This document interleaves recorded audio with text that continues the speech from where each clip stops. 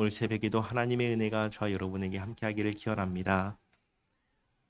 스바냐는 요시야 왕 때 남유다와 주변 국가들에게 하나님의 심판을 선언한 선지자입니다.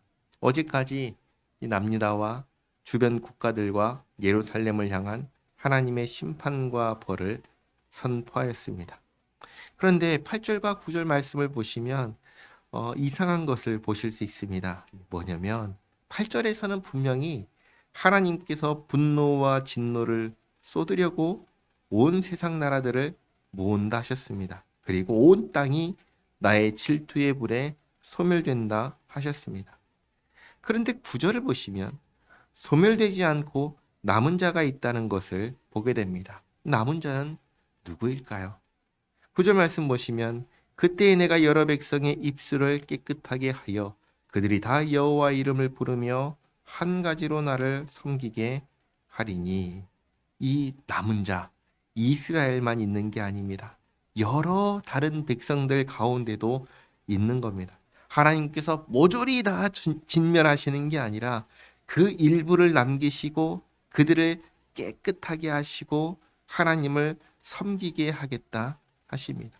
이들이 남은 자들입니다.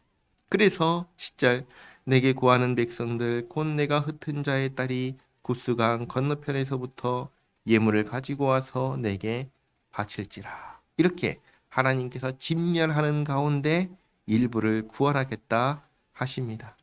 11절에 그날에 내가 내게 범죄한 모든 행위로 말미암아 수치를 당하지 아니할 것은, 잘 보시기 바랍니다. 하나님께서 구원하실 때 구원받는 사람은 어떤 사람입니까? 1번 구원받을 자격이 있는 사람, 1번. 2번 구원받을 자격이 없는 사람. 정답은 누구죠? 2번입니다. 구원받을 자격이 없는 사람입니다. 그래서 하나님께서 구원하실 때 이런 소리를 듣는 겁니다. 그 사람은 구원하실 만한 사람이 아닙니다. 이게 부끄러운 일, 수치스러운 일이죠. 하나님께서 나를 구원하시는데 저기서 저에 대해서 고발하는 겁니다. 이 사람은 구원하실 만한 자격이 없는 그런 사람입니다. 가치가 없는 사람입니다. 그리고 하나님께서는 그런 수치를 당하지 않게 하신다는 겁니다.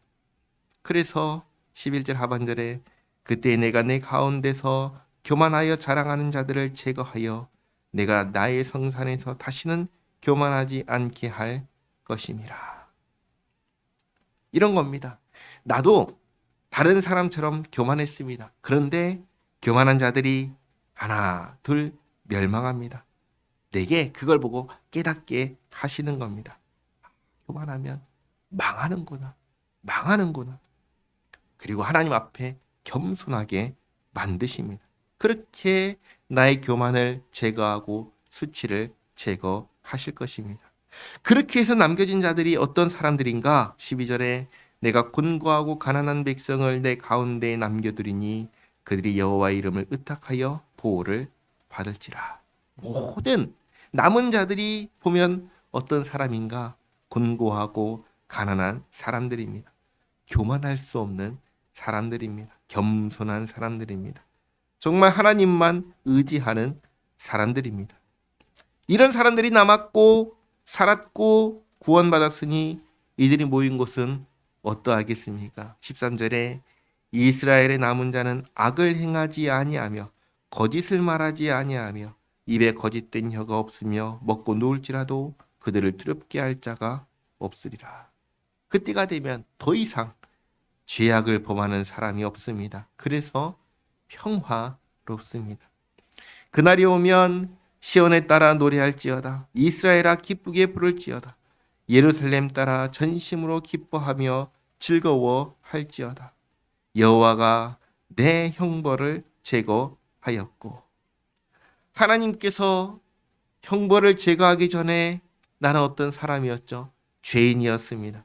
그런데 한 가지 생각해 보시기 바랍니다. 형벌을 제거하려면 어떻게 해야 합니까? 벌을 받아야 되지요. 그런데 나는 벌을 받지 않았는데 하나님께서 나의 형벌을 제거하셨습니다. 하나님께서 어떻게 나의 형벌을 제거하셨을까요? 그냥 무죄를 선고하셨을까요? 그럴 수는 없습니다. 왜냐하면 그것은 불의한 일이기 때문입니다. 죄인에게 죄값도 치르지 않고 무죄를 선언하시면 그런 하나님은 불의한 하나님이십니다. 그러나 우리 하나님은 의로우신 하나님이십니다. 죄에 대해서는 반드시 벌하시는 하나님이십니다. 그러니 아무런 벌도 받지 않았음에도 무죄를 선언하신 것은 아니라는 겁니다. 그러면 어떻게 나의 형벌을 제거하셨습니까? 아들 예수님을 통해서 제거하셨습니다. 예수님의 십자가 사건으로 제거하셨습니다. 나의 죄값을 예수님께서 대신 갚아 주신 것입니다.